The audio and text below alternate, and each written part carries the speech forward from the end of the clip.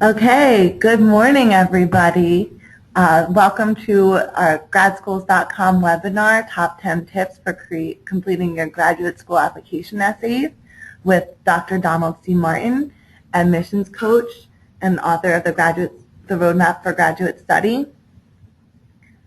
We thank you all for joining us today. We hope to go through a couple of slides with Dr. Martin's tips, and then we'll open up the floor for questions.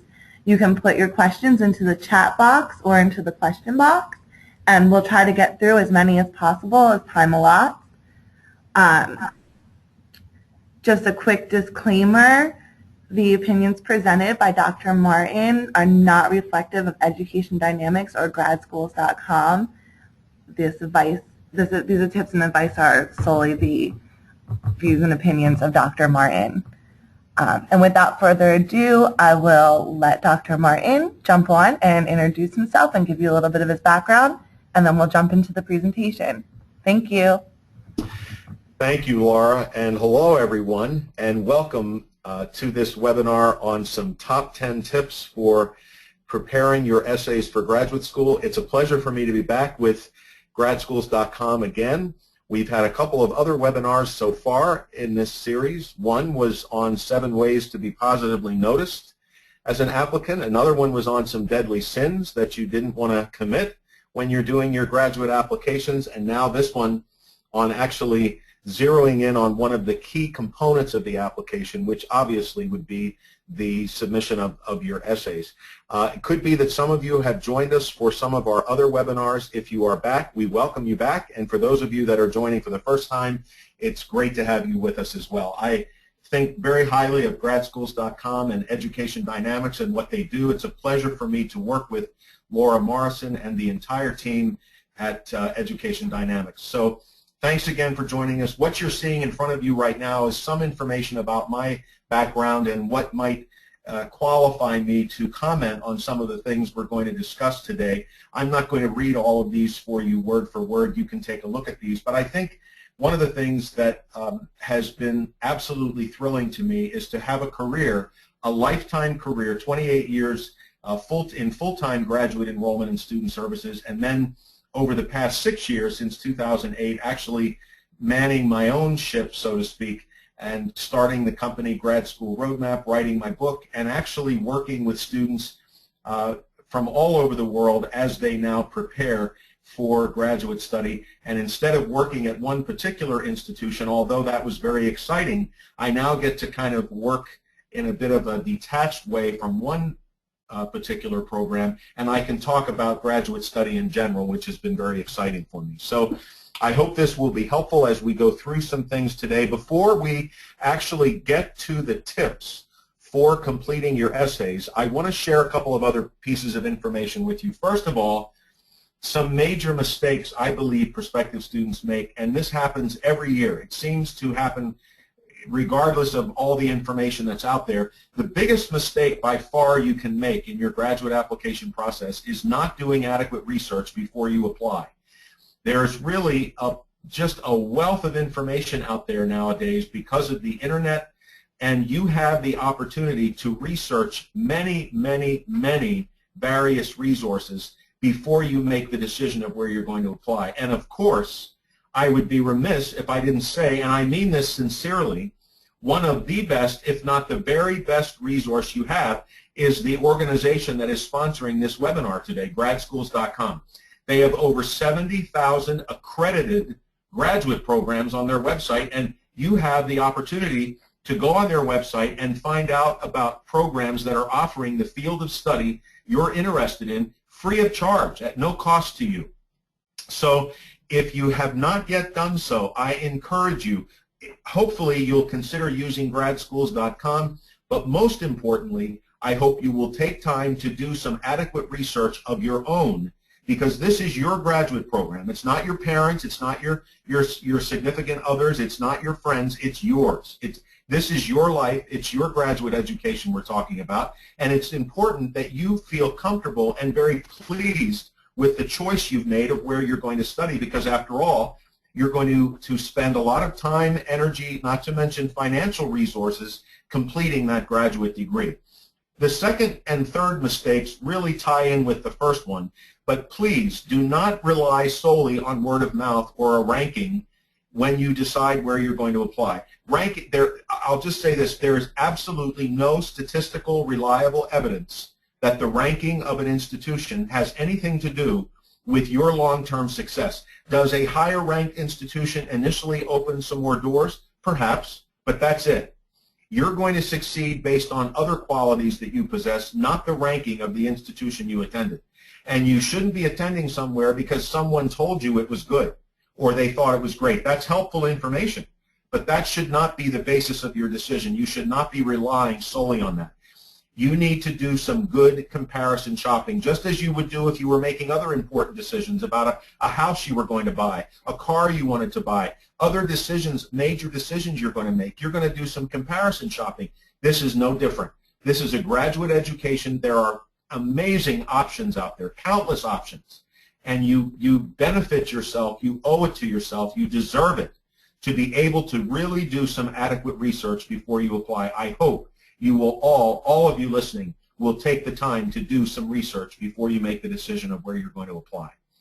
Now, one other tip in terms of the greatest way to really help yourself as an applicant, in all honesty, it's so simple. Be yourself. I wish this phrase was original with me. It isn't. But someone once said, be yourself, everybody else is taken. And that's true.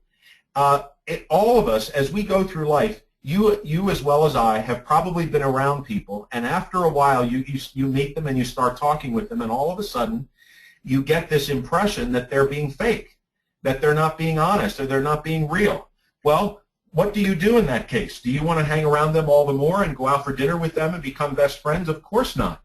You kind of step back. You distance yourself. Well, the same thing, admissions professionals are not psychologists per se, but we certainly do get a sense of when somebody's being real or if they're being fake. You need to be yourself, and we're going to talk about this again when we actually talk about some of the tips that I now want to share with you related to completing your essays for your application. Here are top 10 tips for this. Before I start with number one, Laura mentioned this at the outset of our program today. We're going to run through these tips fairly quickly, and that's in a way designed on purpose so that you have a chance to ask questions. I love it when participants in my webinars ask me questions. There are no bad questions. There are no dumb questions. We have some time here, and I'll do my best to answer as many questions as we possibly can in this time that we have together. So any question that you have that comes up as we go through these tips, or even if you have questions about something I've said already, please send them to Laura, and she will ask me any and all questions that we can cover, and then I'll also tell you how you can even ask questions after the webinar if we don't get a chance to cover all of them. Okay, that said, here we go. 10 tips for completing your graduate school's essays. Tip number one, you know, some of these are going to sound so simplistic, but after 28 years of evaluating applications, I have to go over them over and over again because people don't do these things. It's absolutely amazing to me. I should probably tell you that when I worked at Columbia University and the University of Chicago and Northwestern, I read applications. I've done this work. It amazed me how so many applicants did not follow this first tip. It makes so much sense, but they didn't do it. The tip, answer the question. When you're creating your essays, when you're starting to work on them, at the top of the page, type the question. Type that question at the top of the page, and then in terms of how they ask the question, follow that order. If they say to you, we would like you to discuss your academic background, how you think it has prepared you for graduate school, and what your short and long-term goals are, for instance, then your essay should be how you handled your academic program, how you think it's prepared you for graduate school, and what your short and long-term goals are. This is not rocket science, but it's very important. They're asking you may not understand the way they're asking the question. You may wish you could talk about something else, but what you need to do is absolutely be certain that you answer the question, and in particular, that you follow the order of the question. And when you're first writing it, when you're first starting out putting the essay together, again, type the question at the top of the page so you can refer to it as you're writing, and you can make sure that you are absolutely answering what it is they're asking of you in that question. I can't emphasize that enough. That's the reason this is tip number 1, is because it is so often not followed. Let me mention one other thing here. Some essays will be similar. You may apply to 5 or 6 graduate programs. That would make sense. Most people do. And some of the questions that are going to be asked will be similar. And you might be able to use the information you provided in one essay for another essay, but it still needs to be provided in the order of which that essay asked. That way, they know that you really took the time to provide an essay answering the question they asked and in the order it was asked. It doesn't mean you have to come up with brand new information for every essay. It does mean you need to answer the question and follow the order that was asked of you. Okay, so much for tip number 1. Tip number 2. Before you start writing your essay, it would be very helpful for you, after you write at the top of the page, okay, here's what the statement of purpose is saying, or the essay, or whatever they call it, a statement of purpose, and I'm thinking of something else that's slipping my mind. But at any rate, whatever this is called, write it at the top of the page, and then use some bullet points and start creating an outline of what you would like to cover before you actually start writing. It will help you. At this stage, you could have as many bullet points as you want. You don't have to cut anything out yet. You're just getting started. This is just the beginning of the writing process. So create this outline right under the question after you've written it down. Put some bullet points and say, okay, I want to cover this. That's a bullet point. I want to cover this. And you could have 20 bullet points at the beginning. You may not end up using all of them, but if that's what you're thinking about at the moment, then that's what you should put on that page. Create a good outline. You may want to switch the bullet points around at some point to put them in the right order. But just, this is almost like word association. You get the question and you write down the things that come to your mind that you might want to discuss in answering the question. That's very good. It gets it all out there on paper. You can look at it and say, okay, I think I want to do this. I think I'll do this. I'll switch these two around. I'll go in. Then once you've done that, then you begin writing.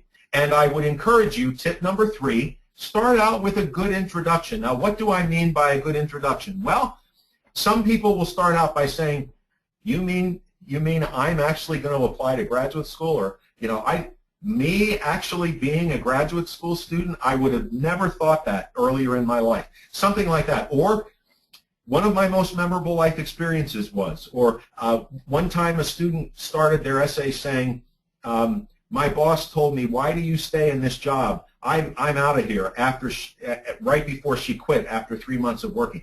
That was an eye catcher. I mean, at least it drew my attention to the essay. So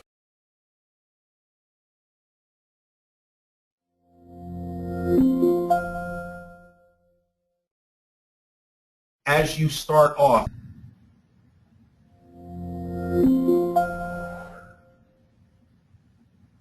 all very important, believe me. I have read thousands and literally thousands of essays. And these are the things that can help you stand out, if you will, when doing your essays. Tip number 4. I mentioned earlier in our presentation at the beginning, the best way for you to get noticed as an applicant, the best thing you can do is to be yourself. And the way you do that with your essays is let the reader hear your voice, not somebody else's. The biggest mistake, well, for one thing, having somebody else write your essays in this country is considered to be unethical and dishonest. But there's another reason why it's very unwise to do that, because people need to hear. You know, in the foreword of my book, in the preface of my book,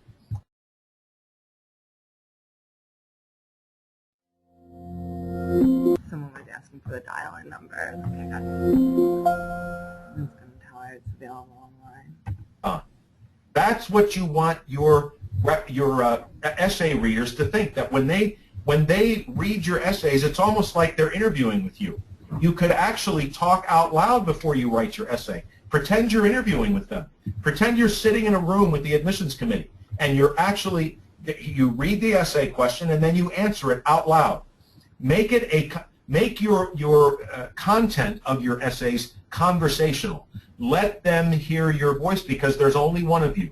That will help you stand out right away. If they get the sense that this essay isn't you, that it somehow sounds too rote, or that it's just too slick, it's not going to make you as credible an applicant, but if they hear you speaking, yes, of course you need to check for grammar and all of that and make sure it's accurate. But in terms of how it comes across, the content and how things are worded, this is about them hearing from you and hearing your voice. This is critical. It may seem a little strange that I'm suggesting that you talk out loud, but it really isn't. If you try it, it will really help you as you end up putting together what it is you're going to submit for each of your essays. Okay, we're about halfway through our top 10 tips for completing good essays. Check, number 5, check and recheck for accuracy. Oh dear, oh dear, oh dear. Here again, I could write a book. I really could write a book on the errors of applicants in regarding this tip. It's terrible. There is no excuse for making large numbers of errors on your application, especially with your essays anymore. There's just no excuse. There's spell check. When we would get essays, if I would get an essay and there were just countless errors through it, that applicant was waitlisted at best, because either they weren't doing it, they were rushing, or they really didn't care how it came across, but somehow it made it look as though they were really not serious about this at all. If this is the chance where you're trying to put your best foot forward, you're trying to make a good positive first impression, you're trying to really let them see you in all of your glory, so to speak. This is not the way to do that if you have massive, massive errors in your essays. It's going to hurt you big time.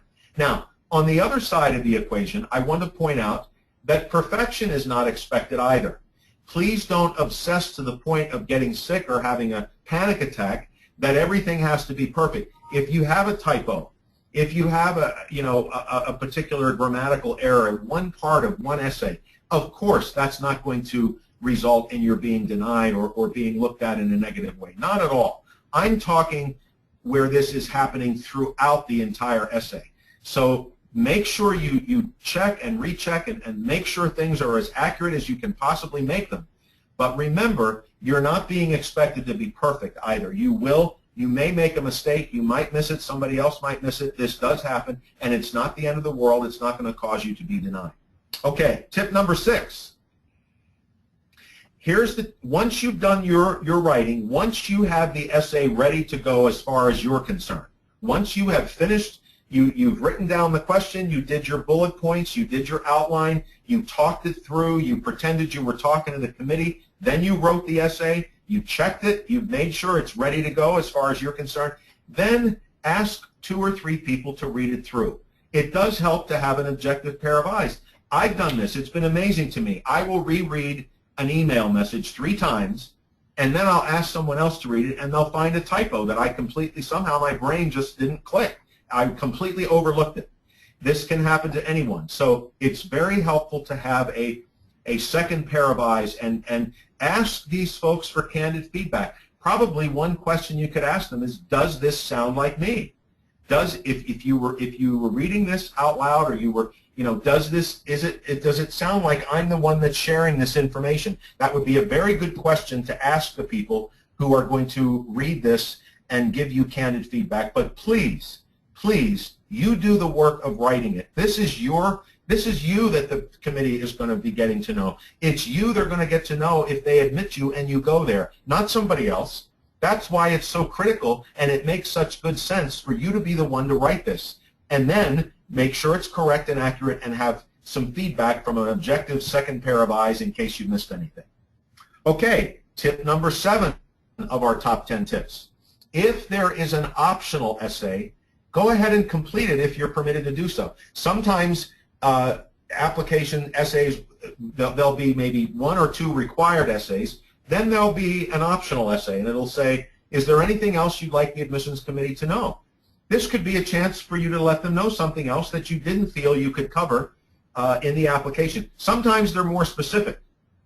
They may say, if your grades are lower, would you like to comment about that? Or if your test scores are low. Well, if that's the case and you would like to do so, I would very much encourage you to do that. However, don't ever make excuses for anything in your essays. I probably should have made this point number 3 on this slide. You can explain things, but do not make excuses. Do not say, oh, life is so hard, poor me. No, if you had a death in the family, if you had a medical emergency or something happened to you, and it affected your ability to perform in a particular given semester or over a period of time, of course that's something you should let them know about. But that's an explanation, not an excuse. And you know, if there's something else you'd like them to know about yourself, your hobbies, why you've always been interested in this particular institution, or a particular faculty member that has really drawn your attention, a student organization you'd like to be part of. If there's something that you couldn't cover in the essay that was asked of you, the required essay, and you have the chance to do it in an optional essay, by all means, go ahead and do that. That shows additional interest on your part. It shows that you're trying to explain to the committee as much as you can about you, your interest in that program, and why you hope they will offer you admission. So if you have the chance to do an optional essay, always take the opportunity. That's my opinion. Tip number 8, upload the essay to the correct application form, ladies and gentlemen. This is critical. I can't tell you how many times I would read an essay for Columbia, or let's just say the University of Chicago, and the essay would say, yes, I've done all my research, and that's why the University of Pennsylvania is my first choice. Well, my response was, okay, well then I hope you get in there, because obviously you're not interested in Chicago, and the applicant was denied. Now maybe this is a quick mistake, but it's a costly one. Absolutely make sure when you upload the essay for whatever it is, let's just say it's Podunkville State University, you make sure that you're uploading the essay for Podunkville State University. Be absolutely certain you're sending the right essay to the right school. That is very important. If you don't, again, it may have been an oversight, it may not have been intentional, but it absolutely does not help you put your best foot forward and make a very good first impression. Okay, tip number 9. Oh, please stay within the required word limit. Oh my word. At Columbia, we got an essay, we had a personal statement. The required word limit was 750 words. Do you know what this person sent? His 100-page master's thesis. That was his essay. Didn't answer the question we'd asked, just said, please see my thesis. That applicant was denied. If they ask you for 750 words, 500 words, 300, whatever it is, give them what they asked for. Now, if you're under by a few, if it's a 500-word essay and you come out with 495, of course that's fine. If it's 507 words, no problem. But give them the word limit that they've requested. This shows that you can follow directions, that you're able to communicate in the way in which they have asked you to do it. Again, some of these must seem so simplistic as you're hearing them, but I cannot tell you how many thousands of times these mistakes are made over and over and over again, and it can make the difference in your application. It really can. So please stay within the required word limit. Final tip, tip number 10, take your time. Don't rush through this process. Ideally, you should be preparing your essays 1 and 2 months ahead of time. Not the day before, not 2 days before when you're feeling stressed and rushed and you rush through it. You make more mistakes that way.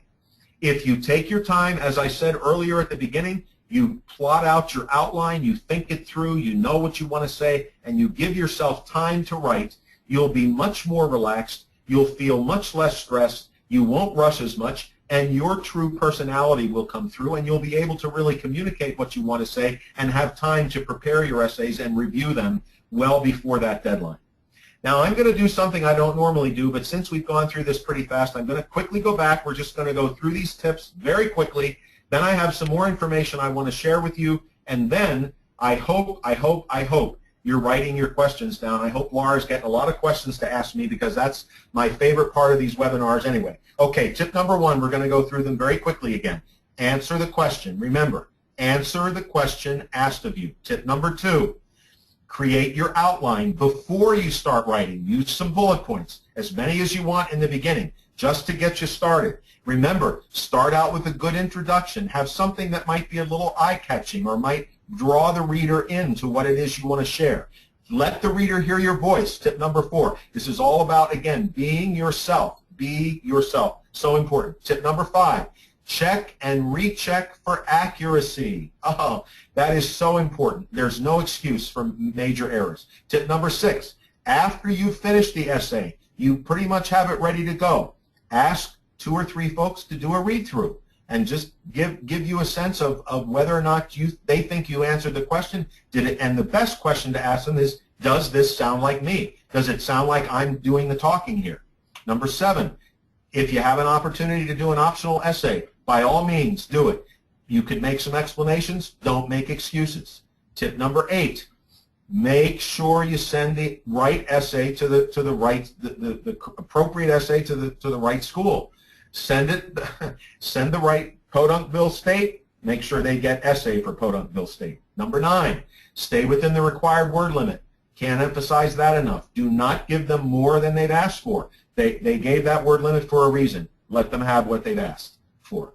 Number 10, take your time and don't rush. These are the tips to me that will absolutely help you stand out with respect to your essays if you follow them. Now, before I go to questions, I want to cover 2 things. I mentioned my book earlier in this presentation. It's called Roadmap for Graduate Study, a Guide for Prospective Students. It's $14.95 on my website. There's an e-version available for $9.99 for $10. If you're interested, you can go to my website address. It's at the very bottom of this slide, except there's my email address, but it's www.GradSchoolRoadmap.com. That's my website. If you're interested in purchasing my book, the whole first chapter is all about the research process. I mentioned at the beginning of the presentation how important it is to do good research before you apply. That's what this book talks about. Chapter 2 is all about the application process. Yes, it talks about the essays. It also talks about several other aspects of applying.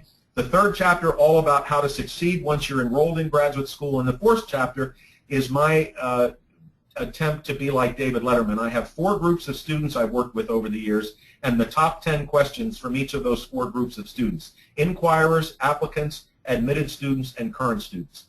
The top 10 questions they've asked me over the years and my responses. If you're interested in the book, it's 100 pages long. It's a short read, but it's extremely comprehensive, and it is the first comprehensive book on graduate study that's out there today. I hope you'll take a look at it.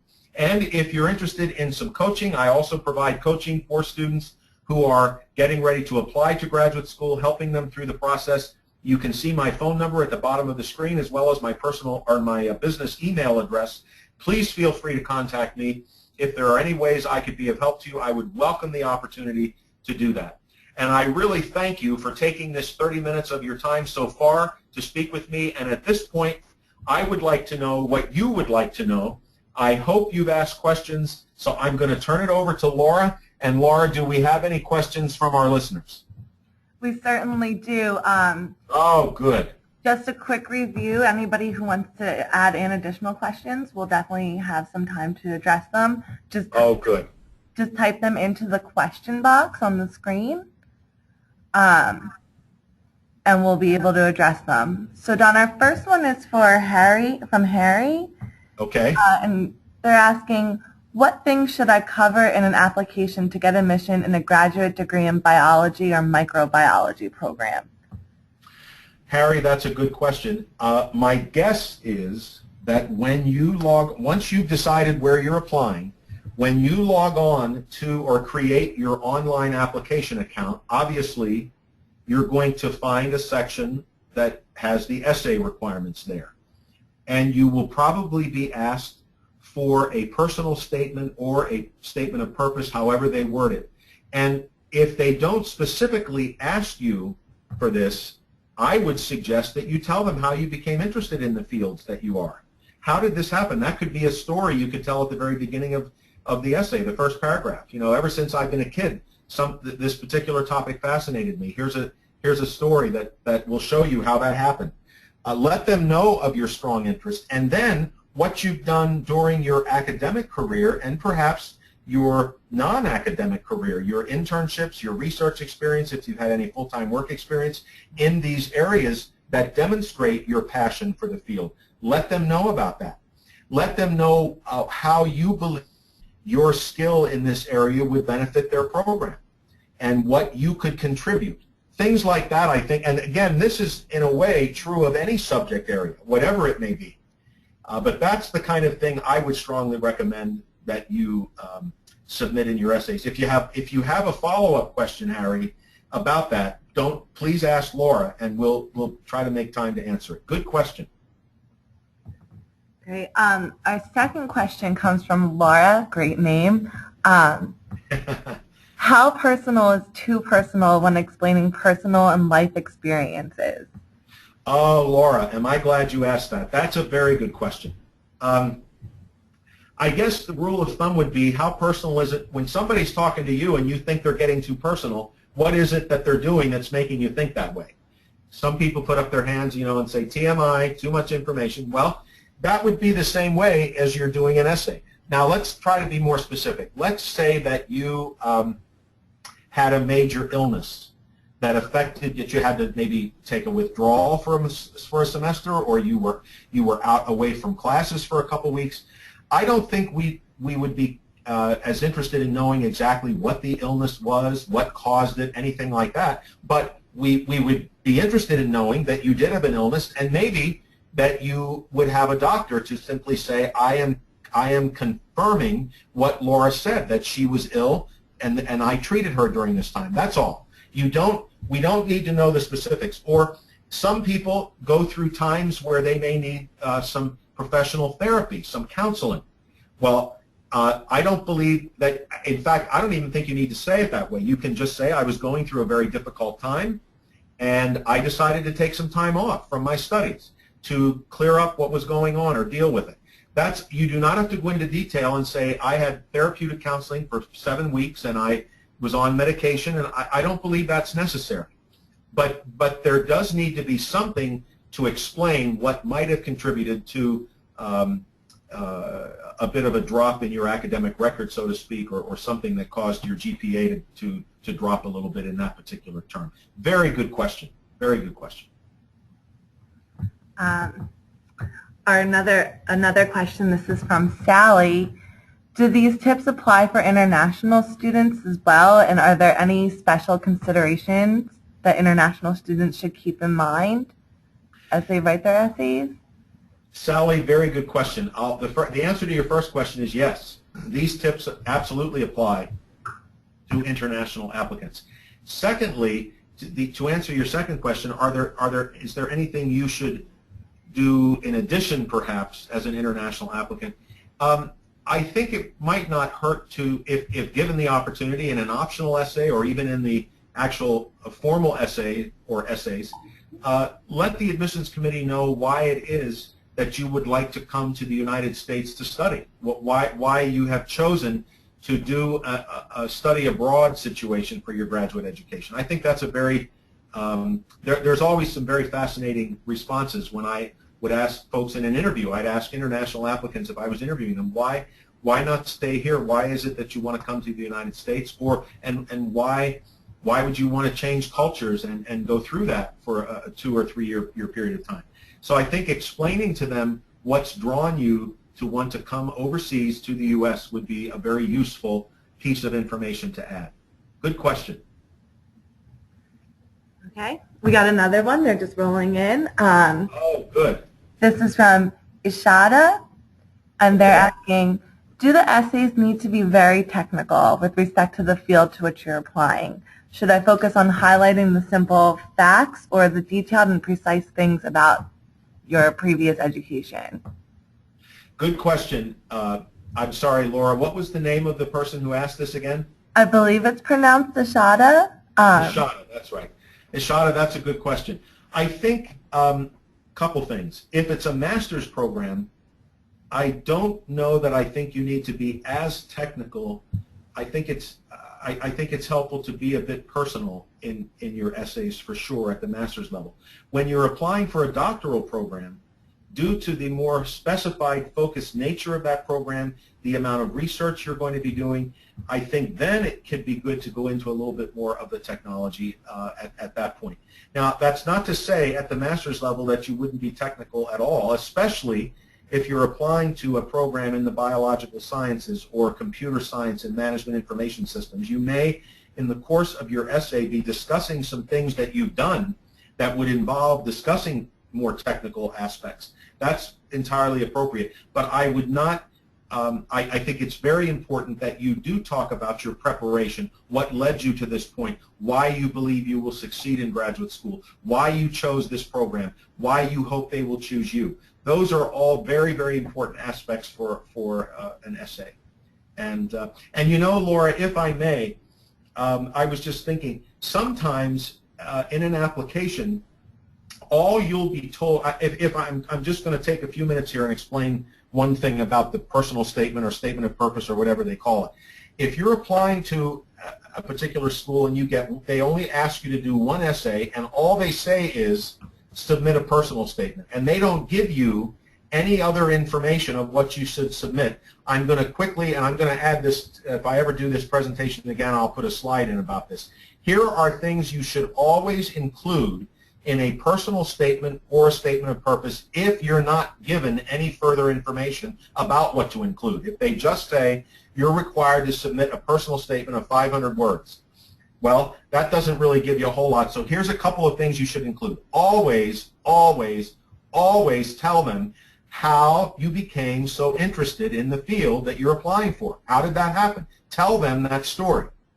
Tell them how much you are interested in their program and why, and give them some reasons that only apply to that school. Do not say something like, oh, you are the best school in the world, or you're highly ranked. That doesn't help at all. You need to give them specific reasons why that program has stood out to you.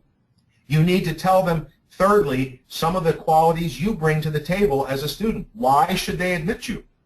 You need to talk about your short and long-term goals slightly. Now, this doesn't mean that it's going to end up this way, but at least at this stage in your life, excuse me, what do you think you want to do shortly after you earn your master's or doctorate, or long-term? What is it you would like to do? And then provide them, when you tell them, I'm stepping back here to the one about telling them about your skill set. When you tell them what you're good at, provide them a few examples of that. This is not being overly conceited or arrogant. It's simply stating confidently that you believe you can do the program. So once again, how did you become interested in the field? Why are you interested in that particular institution? Give them specific reasons why.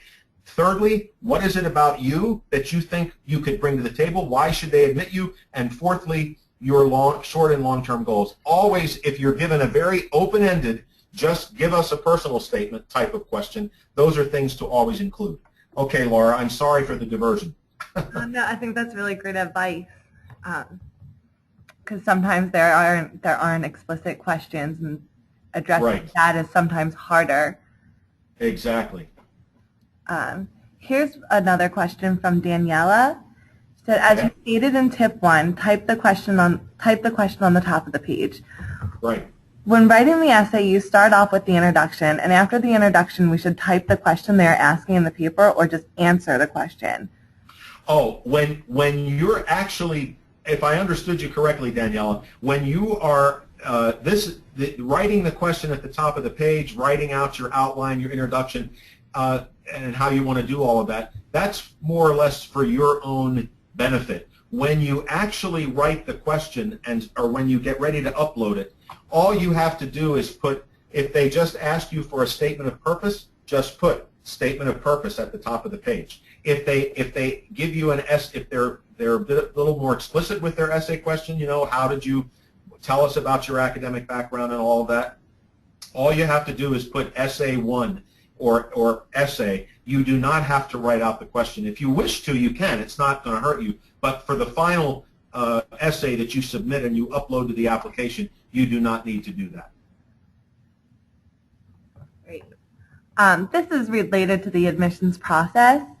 Okay. Why do some graduate schools require the GMAT while others do not?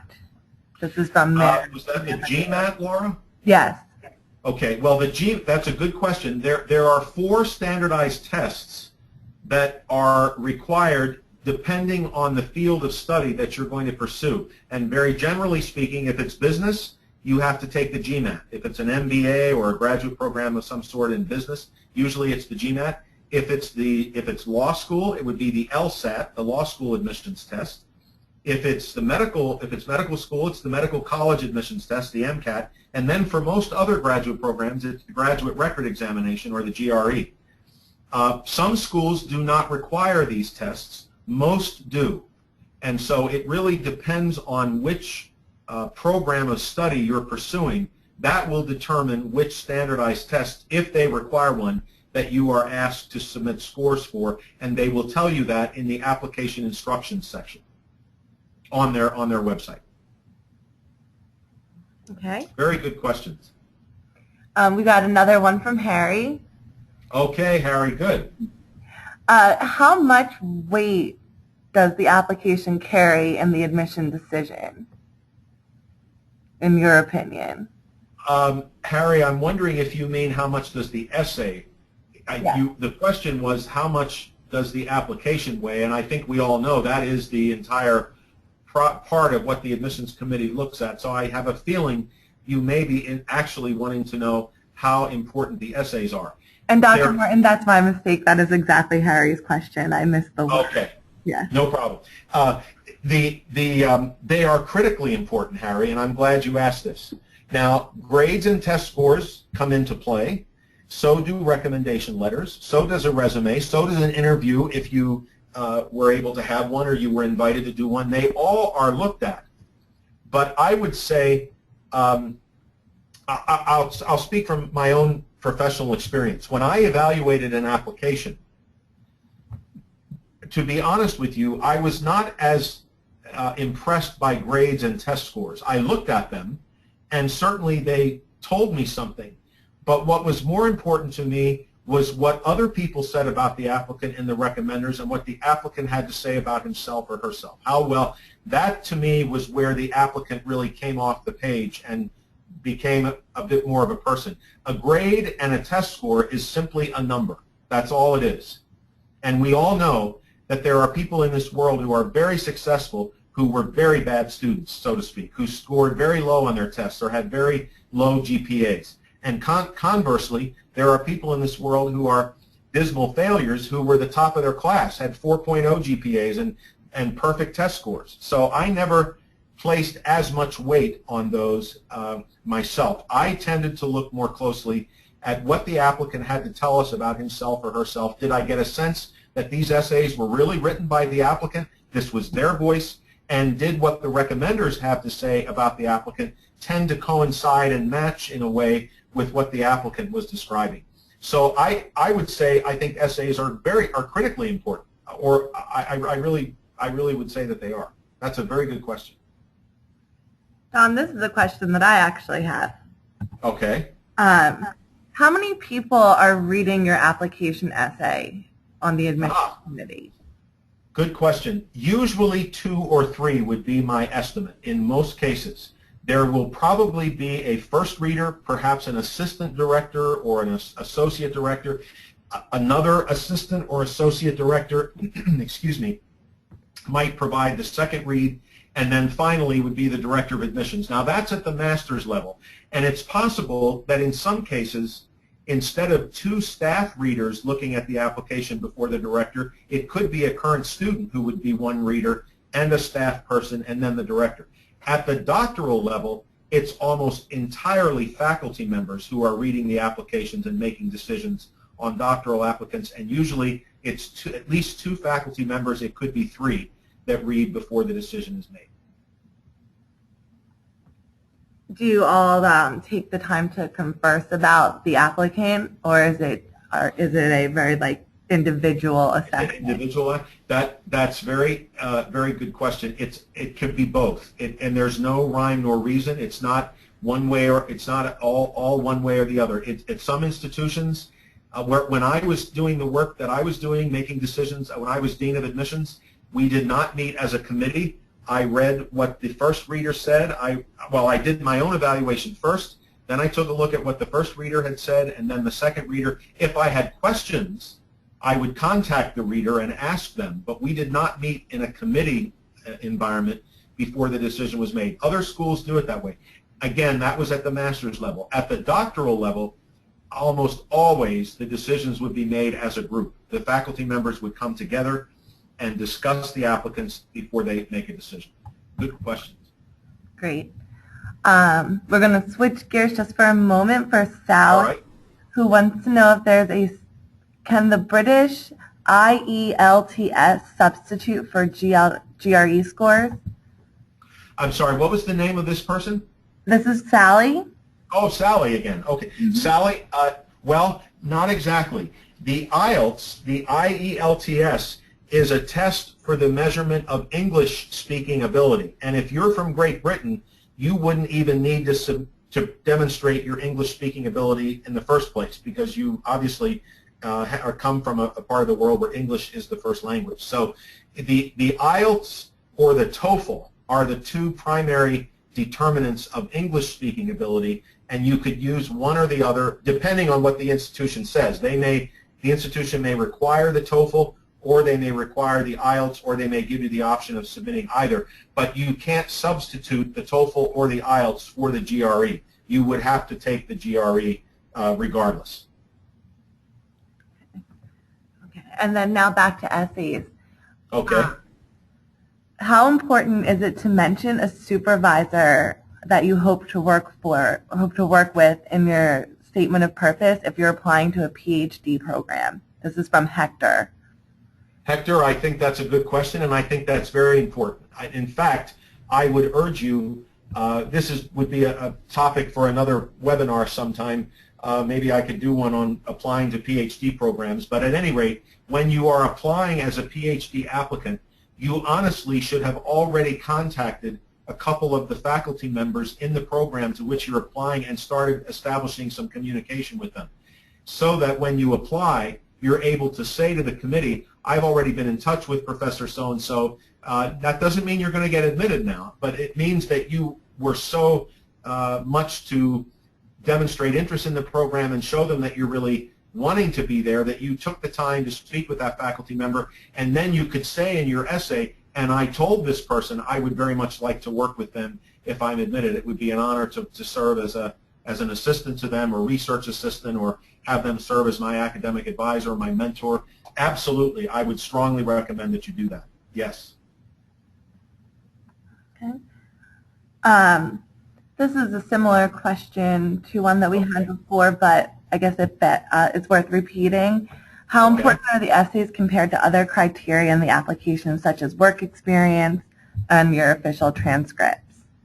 Well, in my opinion, essays are always important, regardless of how long you've been out of college, whether you're applying to graduate school right out of college, or whether you're applying to grad school 10 years or 15 years or 20 years out. Essays are still going to be valuable.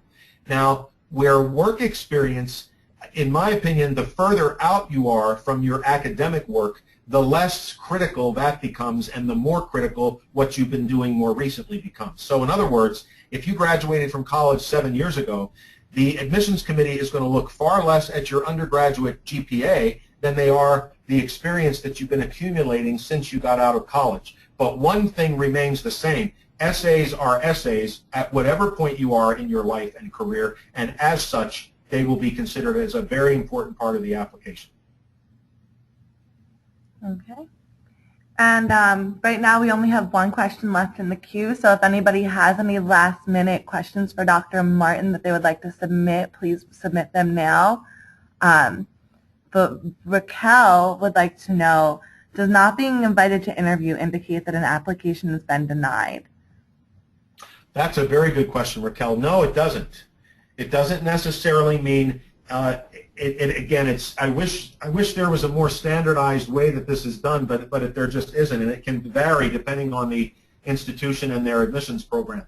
But in my experience, oftentimes if an applicant is considered a shoo-in, or it's just a no-brainer that they're going to be admitted, they don't interview them either. They just go ahead and admit them.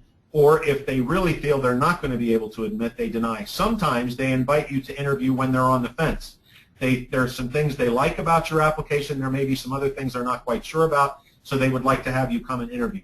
So, but to answer your question, no, it does. If you do not immediately get invited for an interview, that does not automatically mean that you've been denied. Laura, these questions have been absolutely excellent, and we've spent almost as much time answering questions as I did presenting, which is very exciting.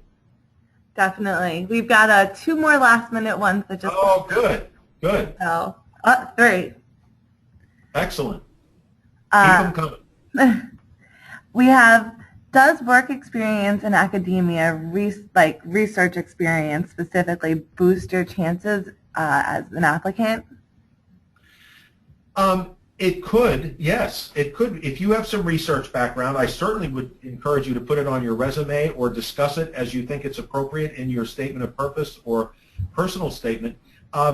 Again, depending on how much research you're going to be continuing to do after you finish your degree program, if your degree is more of a professional degree, helping you expand your capabilities and your employment options in a less research-oriented field, then I don't know that it would have to be discussed as much. But if you plan to do research and you are going to be in a field where research will be part of your life, part of your day, and definitely a big part of that program, then that's the time to mention it. Good question. Mm-hmm. And then one more question from Selmeva. All right. I lost 8 years in the program in which I did not succeed, but I came back well in my master's program, and now I want to go for my Ph.D. How do I explain, or should she even address those 8 years that were not successful? I only believe you would need to address that if somehow you think it's being specifically asked for by in the application. Otherwise, I don't think it would need to be mentioned. And I just want to say, as an aside, I have such respect for individuals who may feel that there are times in their life that they've gone through where things didn't go as well, and they maybe made some mistakes, or something happened and their life took a bit of a different turn than they ever expected, or things just happened in very difficult ways for them. And yet they made it through. In my way of thinking, and I think most admissions committees would feel this way exactly, it's not whether you make a mistake or not. It's not that you take a wrong turn. It's not that you have even up to 8 years of some difficulty. It's what you do with that. And are you able to address it, accept it, acknowledge it, do what you need to do to take responsibility for it, and then move forward. I went through some difficult times in my life. I'm not suggesting that it may have been quite as long, but that doesn't matter. The point is, what happened to you and how did you deal with it? And I give you credit that you are moving forward in your life after some difficult times, and I would only suggest that you need to share about those difficult times if you're specifically asked, and in doing so, if you do, there again, be very careful that you do not have to go into a lot of detail. You can just say, I had a very rough period in my life, but as you can see, I came back, I finished my master's degree, I survived, I overcame, I was resilient, I conquered that hurdle, and now I'm ready to move forward. I think that would be very impressive to an admissions committee, actually. So I'm glad you asked that, and congratulations to you. Keep up the good work. This is from Lisa. Okay. How difficult is it to be accepted when your time since attending school, sorry, let me rephrase this. How difficult is it to be accepted when you have a significant break between school? So Lisa, it looks like she spent about 20 years raising a family and now wants to return for a graduate degree. Lisa, you will be welcomed with open arms. I think that's wonderful. There's no time. When I worked at Teachers College, we had a woman who joined us for a master's degree at the age of 67. She did beautifully. She had always wanted to do this, and life circumstances kind of got in the way, and finally she was ready at the age of 67. Now, I recognize we don't have, hordes of applicants out there in their 60s, but the point is we have many applicants who've raised a family and done some other things that have been very exciting and very rewarding, and in a way they've had their own graduate experience, shall we say, in life, and now they want to pursue a graduate degree. I think that's excellent. I think you will be welcomed as a potential graduate student. Congratulations on even thinking about this. I think that's very exciting. And this is going to be our final question, guys. Okay. This is again from Harry. And he's asking, most universities I've searched need official transcript copies to be sent directly to the institution from where you attained your undergraduate degree. but the university I studied at provided only one official transcript and did not provide a second copy. So it sounds to me like he's having trouble getting access to his transcript and getting that sent to the institution. Harry, this is a good question. If you want to contact me later on to ask more, I'm going to go back here in the slide to my email address here and my phone number. Again, for any of you that want to reach out to me, my contact information is right here at the bottom of the slide. If you only get one official copy of the transcript, and that's a pretty hard and fast policy, what I would suggest that you do is ask the admissions office what you should do. If you only got one copy and you'd kind of like to keep that copy because it's, you know, the only record you have of your experience, ask the institution if there is any leeway to allow you maybe to provide them with a official copy of the transcript or whatever for purposes of the application, but that you could get it back when the application process is over, that they could keep a photocopy and send you the original. Admissions offices will try to, most of them will try to work with you on that. They're not going to try to make it difficult for you, and I think you could just simply inquire about that and let them know that you're operating under a policy over which you have no control. All right. And Dr. Martin, there's another way that our listeners can reach you. You said you just launched a new Twitter handle. Did you want to say that? Oh, thank you, Laura. Thank you for mentioning that. Yes, there is another way. It was so new that I didn't put it on the slides here. But if you'd like to follow me on Twitter, my account is @GradSchoolGuide. And that's capital GRAD, capital SCHOOL, capital GUIDE. Grad School Guide. Those words are all connected. It's just one long word with 3 capital letters. The capital letter for grad, the capital letter for school, and the capital letter for guide. Thank you, Laura, for mentioning that. Sure. And again, thanks everybody for attending. If you didn't get a chance to catch Dr. Martin's contact information, feel free to respond to the email address that I sent out the webinar invite from, or contact Dr. Martin directly. Any follow-up questions that you have after the webinar, feel free to send those along as well. We're always happy to help. And thank you so much, Dr. Martin. I think we all learned a lot about getting ready to start writing the graduate school admission essays. Thank you all. This was a pleasure to be here. All the best to you. Okay. Till next time. Bye-bye.